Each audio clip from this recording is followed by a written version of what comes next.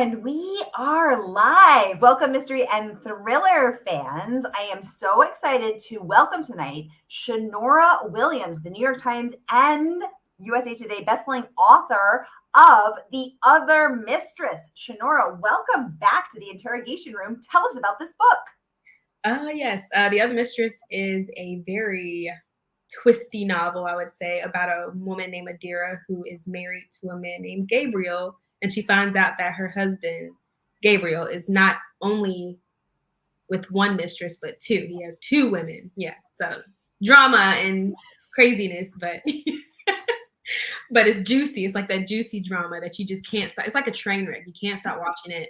You can't stop reading it. You got to find out what happens. Why is he doing this? Like yeah. A double train wreck, no less. Yeah. Well, we got a lot to talk about in this juicy train wreck that nobody can look away from. And I can't wait to get into every delicious detail. But first, I just want to welcome everyone because we are broadcasting live to 7 different destinations across Facebook and YouTube right now. So, hey, mystery and thriller loving friends, no matter where you're watching from, you're in the right place. This is the right time. It is Mystery Monday. And because Mondays can be murder, we're going to make them a little less painful for you. So if you've been here before, you know the drill. And if you're new, welcome. We're so happy to have you. Here's the drill. Every Monday, I give you my hand-picked featured authors, and you get to ask them anything. So ask Shanora how she came up with this crazy idea, not just one mistress, but 2. Ask her about this self-made millionaire Adira. Gabriel seems perfect at first, but we know he's not. We got a lot to talk about. So get the questions going in the comments, and I'll get them right over to her. Now, Shanora, I want to kick off with my with my very own. How the heck did you come up with this crazy idea?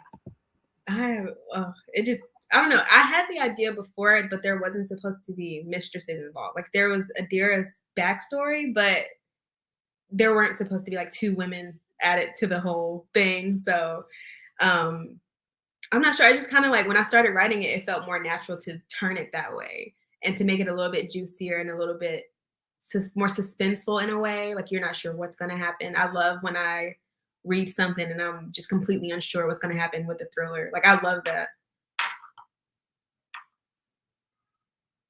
So how did you start? If you didn't start out with the idea of 2 mistresses, but we ended up with 2 mistresses, what did you start out with? So it started with Adira. Originally, she was just going to be with Gabriel, and he was just going to have some issues, like some secrets that she was trying to figure out, while also trying to figure out her own issues and things that he was hiding. And then it turned out, he's hiding these 2 women. So I'm like, okay, yeah, that works. We can roll with that.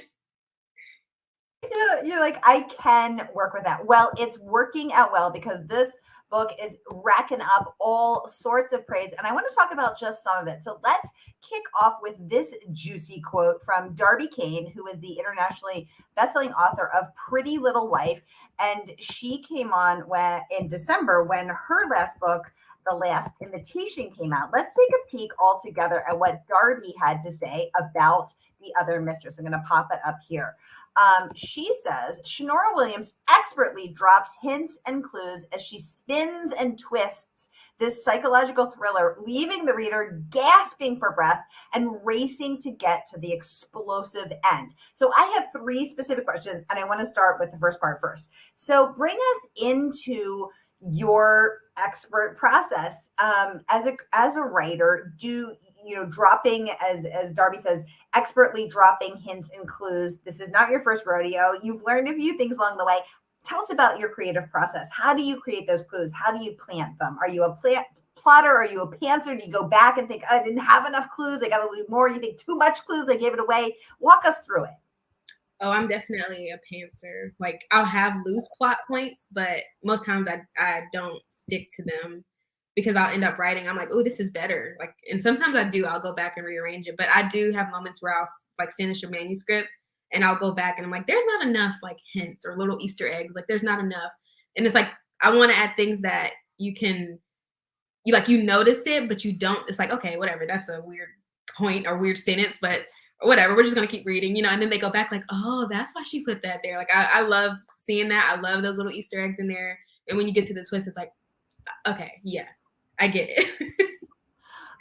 Okay. So Team Pantser here. Now, the second thing I want to ask you about is from your first book to this book and many best-selling books along the way. What do you think is the secret to, quote, as Darby says, leaving the reader gasping for breath and racing to get to the explosive end? Because I want to do that. Yeah. I get a lot of like positive feedback about the short chapters. Like people really like short chapters for me because it kind of keep and each one kind of ends on like a little mini cliffhanger. So it's not like a major one, but you gotta like keep reading to figure out, okay, what just happened? Okay, I need to find out what just happened there. So I get a lot of good feedback from that, like short chapters, very um to the point, I guess for me, like I'm more of a like some people aren't to the point, but I'm more of a to the point like type of person. Like I don't really go into too many details, but there's just enough for you to grasp the atmosphere or the vibe. But yeah, I really do think it boils down to like the chapters. Like that's what keeps people like gasping, like, and then you gotta flip the page to find out, okay, figure out what happens. Exactly. And I noticed they're easier to keep reading because you think, oh, if they're only this long, I can do one more, and then another hour's gone by and you've done 10 more, like like the reader addict that we are. We have just want to let you know, friends, if you're watching from a private Facebook group, everyone else in that group can see your name, but we out here can't see your name, and that's totally okay. So we have two mystery users. Someone is saying, I love it.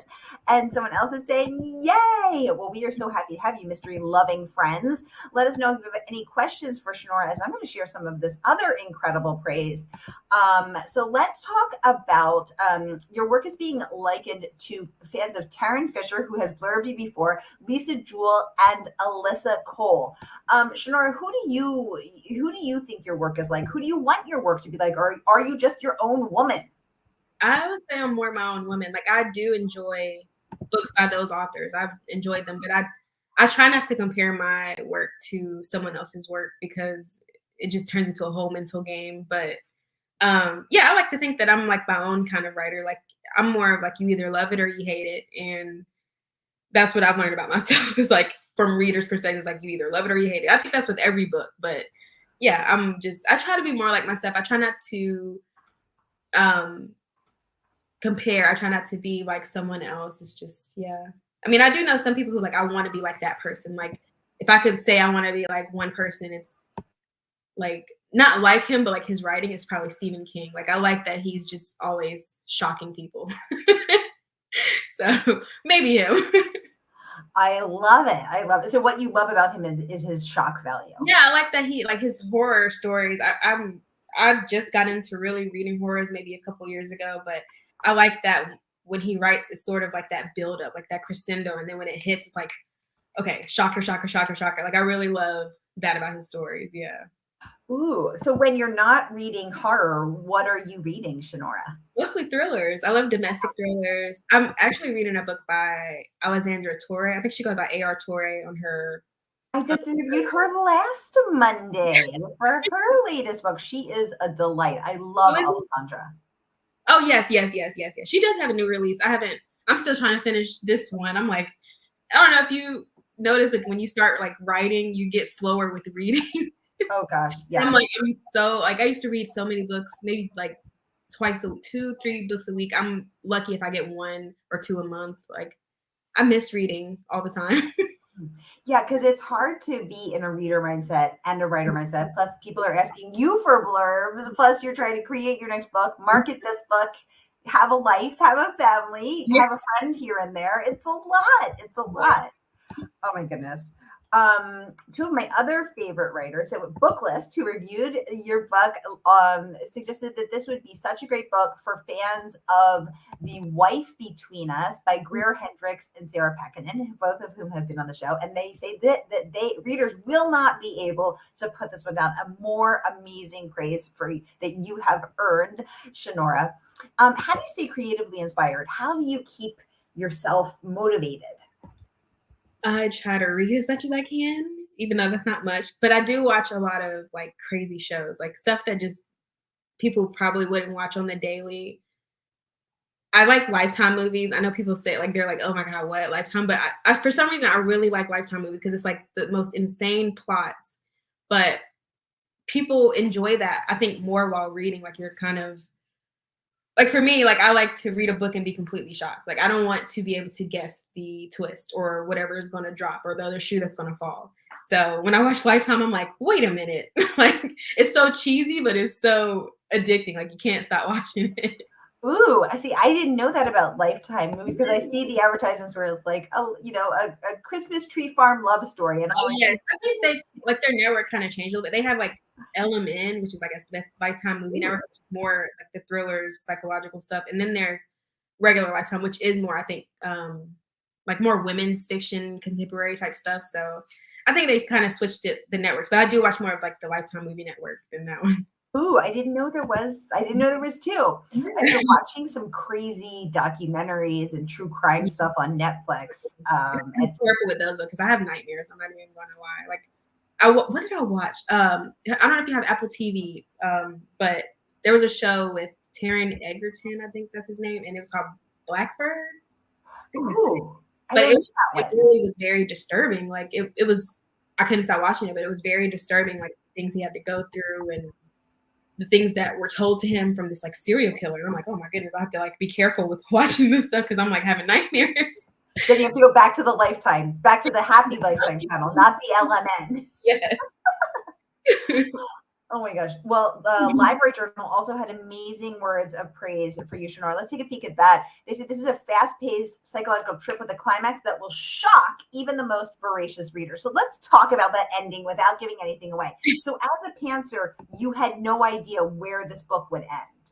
I did. Yeah, I actually did. I knew Adira's story. It was just trying to piece it all together to make it through the whole book without giving it away. That was the tricky part, was just making sure people weren't like, okay, yeah, that's why, and yeah. So I knew her story the whole time. Yeah. So there was a Netflix documentary that I'm totally blanking on about the first Black millionaire that I was completely obsessed with 3 years ago. Did you watch that? I believe I did, yes. I could. So as I was thinking about Adira, I couldn't stop thinking, about this. I was wondering, were you inspired at all by that, or how did you decide to write about the self-made millionaire? No, I don't think I thought about that at all. Actually, when I, which is funny, was I did watch that documentary. I can't remember the name of it, but I was very intrigued by it. But I don't think I was inspired by that. I don't think so. So everybody, Shanora's book is not even out yet. The other Shanora is coming on to give us this very special sneak peek about the other Mistress before the book even drops. So we are here to get the inside scoop, and I want to invite you all to pre-order it. So here is the link. I'm going to pop it into the comments so that no matter where you're watching from, Facebook or YouTube, y'all can pre-order with me and get your hands on the other Mistress so that you too can immerse yourself in the world of Adira, Gabriel, and of these other women. So here is that link to pre-order from our favorite woman-owned independent bookstore. It is, of course, Murder by the Book. So click, click, click, pre-order, get your mitts on this book. You're going to want to know the story. And then we can jump into Mystery and Thriller Mavens and spill the tea. I want to hear all of your thoughts. Meanwhile, Shanora, can you give us, I always ask everyone to share one secret. Can you tell us a secret about this book that you've never shared before? Oh, secret. Tell us your secrets. I know. I'm like, what is my secret? I think that, well, I'm not sure if it's really a secret, but like the flashbacks within this story were like very triggering for me. Like, I had to stop writing because they were that triggering. Because it just touched very close to home. So yeah, I guess that's a secret, but it's sort of a spoiler, so I don't want to say too much. Don't say too much. So while you're watching the Lifetime Movie Network, getting nightmares, you're also giving yourself nightmares. I'm like, whoa. I need to slow Shanora, down. I'm a sensitive soul. I am also a sensitive soul reporting for sensitive soul duty. I have to like pace myself, not get in there. So funny is like the people who are writing thrillers are probably the most sensitive and empathetic people. Very interesting. That's so true. My friend Yasmin Ango said that. She said, Sara, thriller writers are the nicest people who kill people. Yeah. Exactly. That's so funny. I love it. Well, clearly what you're doing is working. As Shelley Ellis, author of The Three Mrs. Greys, says, this is an intriguing story that will leave you guessing just how far these women will go to get what they want. There is plenty of drama and spice to go around with this one. So let's talk about that. As you are working with your editor, does your editor ever rein you in and say too much drama, too much spice, gonna have to pull you in, or is your editor like pedal to the metal, Shanora, give us more? Oh, yeah, they never they kind of let me do whatever I want with the books, which is nice. Like they're never like, oh, we need to rein this in or we need to tone this down, which I really love about working with them. It's kind of like these are her ideas and we're gonna go run with it. And I don't know, I just really enjoy that because I know I've talked to many authors and they're like, yeah, I had to change this part or I had to like alter it. And I'm like, well, I'm blessed because I don't have to alter it. I like to keep it the same. And they're usually kind of like, I think with my editor, they're kind of like, yeah, just floor it. Just do it. Yeah. See how this goes. I love it. I love it. Now, Shanora, you said something that I thought was really interesting right before we went live, which is that you're on a social media cleanse right now because it is very distracting. But as authors, as writers, there's a lot of pressure, maybe internally, maybe externally, maybe both, for us to be out there, talking about our work. How do you find that balance as a creative? How do you engage with your readers, not let it distract you? Tell us about that. Yes, I'm still figuring that out. It's Me really too. hard. It's like I know like most of this year it was kind of like from the beginning of this year, I tried to focus more on like myself. And I noticed like I used to make like a bunch of TikTok videos just for the sake of it, like just because instead of writing. And I realized like when I stopped posting TikToks and just posting reels and resharing them and engaging and stuff, I finished 2 manuscripts, which I probably wouldn't have finished if I had continued on the same path. And it's not just that, but it's like a mental game as well. Like you start to see other stuff and you start to compare your work or your success to someone else's. And I'm like, I'm proud of my success. So I don't want to doubt that. Nice. So I try to like protect my peace and like what I've worked for. We all have our own paths, our own lanes. And so yeah, it's really nice to take a cleanse here and there. Like I said, during this week I will be on and probably a little bit more active this week, but the beauty of being with the publisher is that they kind of handle everything. So they're kind of like, throwing it out there and you just kind of have to get on and do some lives or a quick post or a quick reel, which I can do. But I think after like 2 weeks, I'll probably go into hiding again for a bit and just cleanse a bit because it is very demanding. And then I have readers who are used to me engaging, and I feel bad for sometimes missing a message or a story reply or someone texting Mm. a story, and you can only see it after 24 hours, but I haven't been on in like 3 days. So I always feel bad, and I'm like, oh, I wonder what they said. I hope they don't think I'm ignoring them, and yeah, so it's just it is very mentally taxing on top of having a family and taking care of that family and trying to take care of yourself, making sure I'm getting my steps in. Yeah, it's hard. Oh my gosh, I'm trying to get my steps in too, and I've only gotten 4,000 today. How Yeah, many do you try to get? I'm not even wearing my watch because today has been like busy. Like I've been like a chicken with my head cut off. So probably a lot then. Yeah, hopefully. Exactly. It is a lot. And thank you for saying that about the steps too, because I'm always like, I haven't gotten enough steps, and then sometimes Walking pads now. Maybe I should get a walking pad. Those like wait, under. what are those? It's like a little. It's just kind of like a treadmill, but just the pad part, like the bottom walking part, with Oh, that top, and you can just walk on it. So you can put them beneath your desk. It's really cool. I'm been looking into those. ooh, I have not heard of this. So thank you for the tip.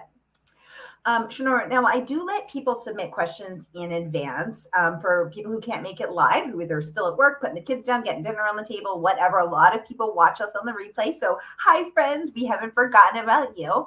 So, first off, Alice would like to know, do you have any advice for aspiring writers? Ooh, I think my biggest piece of advice would just be to just focus on the craft of writing, like focus on becoming a better writer, not only for yourself, but just if you plan on publishing, to be better with each book. That was me. Like when I first started, I wasn't really focused on the quality of my book. I was just focused on like getting as many out as possible or hurrying to finish a manuscript and like rushing through it. Now I'm at a point where I sit on a manuscript for a couple months after I finish it, and I go back and kind of rake through it. Whereas before I would be like, no, it's done. Just toss it out there. Like I like to sit on it for a bit. So I would say that's the biggest piece of advice, is just to really don't rush. That's the main thing. Don't rush. Oh, I like that. Now, Shanora, let's go a little deeper. What have you found to be the most helpful in honing your craft? Are you reading craft books? You taking classes, workshopping it with other writers, other ideas? What's been helpful to you? Oh, I do. I have a lot of craft books. Some of them are kind of boring, but the ones that are pretty interesting are really interesting. It's mostly just that, like reading, that really helps me better my sentence structure. I try to find authors who have good prose. I think that's the word. I just learned that word. Prose. Like you can tell a story without all the extra like additives, I guess, in between. I like clear, concise writing. It still flows. And yeah, I just try to, it's mostly that. Yeah. I read books about craft. I read books that I'm inspired by from other authors. And there was this one book, oh goodness, I can't remember the name, about being a writer. I have it on my shelf somewhere, but I'll have to send it to you. But it was a really good book about like life as a writer, as an author, and the things to focus on and what not to focus on. Ooh, and then back to that clean, crisp prose again, being a Stephen King fan, getting right to the point. Yeah, he has moments where he drags, but most times he's getting straight there. So my friend Christina Cook, who is one of the founders of Bitchy Bookworms, which is one of the 7 destinations that we are broadcasting to tonight, which has 150,000 members, amazing. And she said she just read Stephen King's latest book, which was, I think, 1,100 pages. She says it was her Mount Everest. Wow. I've never read a book that long. Yes. That is very apparently he wasn't that concise in that one. No, yeah. I'm like, I think I mostly read his like novellas, like his short stories. I haven't read like an 11. Like I haven't read the book It seems very long. But yeah, 1,100 pages is a lot. That's her Everest. Yeah, that's a lot. Oh my goodness. Oh my gosh. Okay, let's get over to Jean asking for questions about pacing and twists. Any secrets you'd like to share? Pacing and twists? Because you're known as very quick paced and known for those crazy twists. I learned from my first book that my twist took too long to get to. So in my second thriller and my third thriller, I tried to not speed it up, but just make sure the pacing was a bit more, juicy, I guess. Like in the other Mistress, it kind of, everything builds up to a crescendo where you're still curious what's going on and you're invested. And then you get to the twist and it's like, okay, this all makes sense. Whereas before it was kind of like all this in my first book, my first thriller was The Perfect Ruin. It was all kind of building up and you were kind of wondering like, okay, she's doing all this, but why? People wanted to know the why. And I think that kind of prevented some people from continuing. They were like, oh yeah. So I learned from that to pace it that way, to give the readers enough, but not too much at once, which is tricky, but yeah, I'm still learning. Now, Shanora, when you say you learned it, was that feedback? Do you read your own reviews? Is that where you learned it? Your editor I do get emails about certain stuff. And I have beta readers who will tell me like, hey, this took a bit long, or this could be progressed a bit sooner.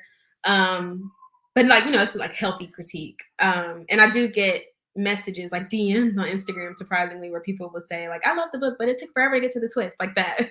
So I'm like, okay. And if it's like more than one person saying it, I'm like, okay, so this is a me problem, not a them problem. Well, I was just going to ask, how do you know if maybe that person just has an impatience issue? Yeah. Maybe it's not you, maybe it's them. I'm like, I ignored it at first. I'm like, okay, a lot of people said this, so perhaps it is the book. Wow. Okay. So your rule is if you get the feedback once, it's them, but if it's twice or more, then something you want to look at. It's so interesting that people feel free to DM you and share that opinion. Yeah, I mean, some people are too, they overshare, but and they're some people are like ever since I've been like traditionally published, like it's been completely different type of approach from readers. Like some are great, like they're amazing, and then others are like, your books suck, and I'm like, okay, thanks.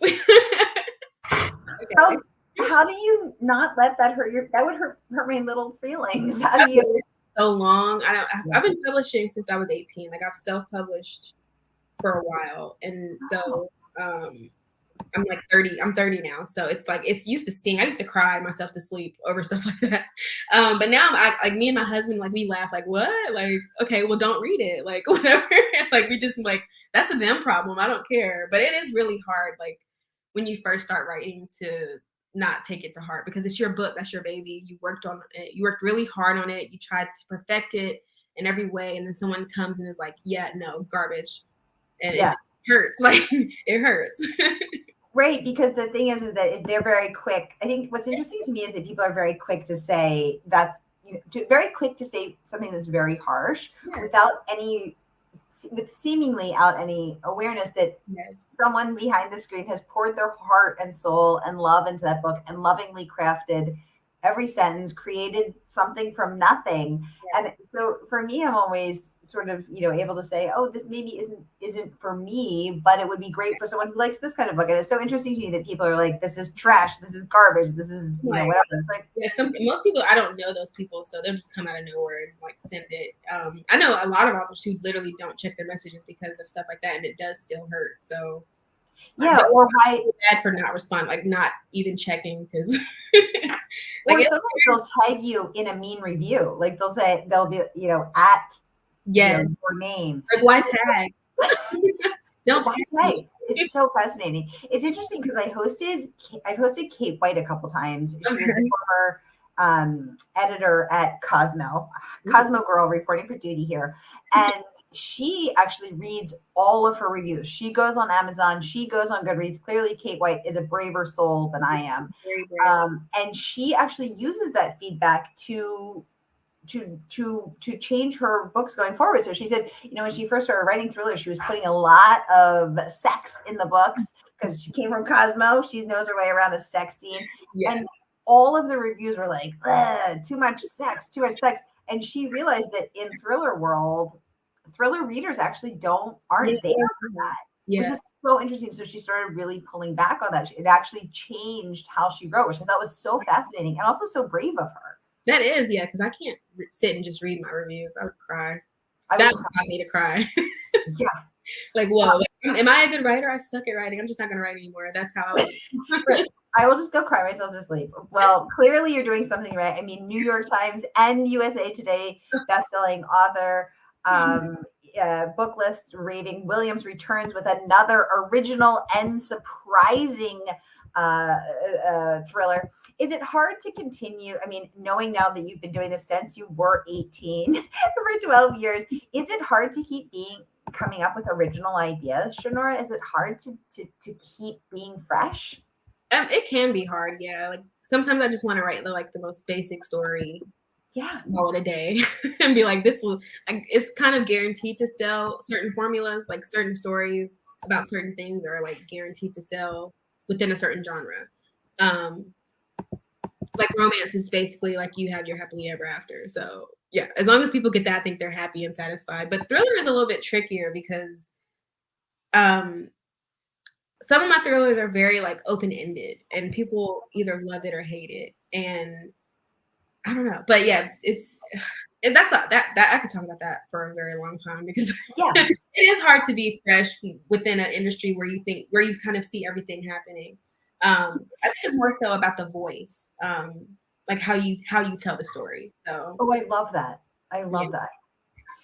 You guys, the book's not even out yet. Shanora is coming on with this exclusive sneak peek look into her book, The Other Mistress. So here again is that link.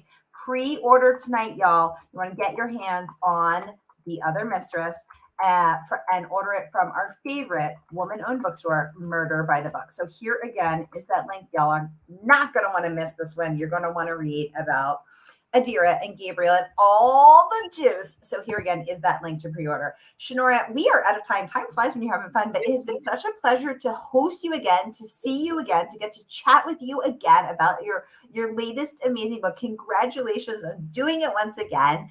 And please come back and talk with us the next time when your next book is out. I definitely will. Yay. All right, y'all. I'll be back at the top of the hour with Sara Stewart Taylor. Go get a drink, go get a snack. Come back. I'll see you then. Shanora, thank you so much. Thank you.